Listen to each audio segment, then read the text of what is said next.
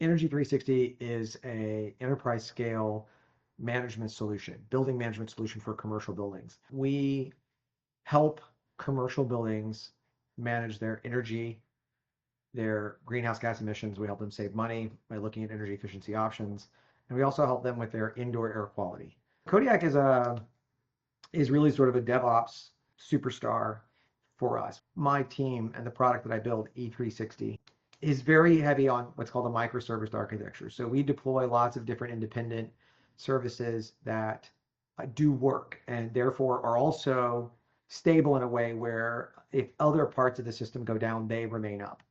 And that's key in what's known as a distributed architecture. And in sort of an enterprise scale app, you need to have fault tolerance, right? So if I'm driving my car and the AC stops working, I don't want the car to stop working, right? I should be able to drive my car without an AC. And that is not how the majority of apps actually work. If something goes wrong, everything goes down. In that model, being able to build your code, deploy your code, and scale your code out is a hard problem to solve. It's always been a challenging problem. And I thought we did do at the time an excellent job. I was very happy with what we had. And then time moved on. And we're now 3-4 years out and our Kubernetes cluster is in need of some love. We're actually about to run out of our license, meaning we're on such an old version, they're going to deprecate it and we got to get off.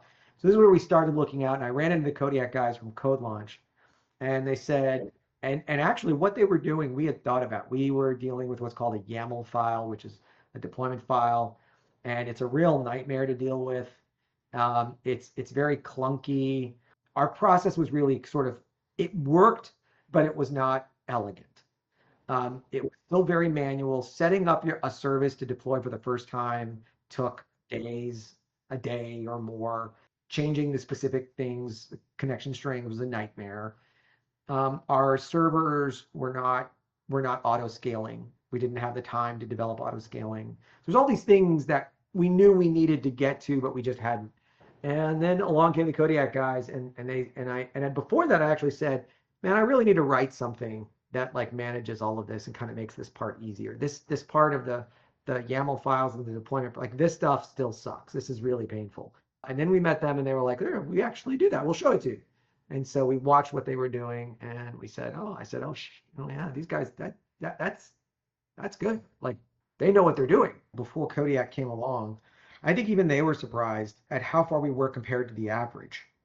But even then, there was a tremendous amount that we could do better. Like we were not using half the features that Kubernetes supported because we just didn't have time.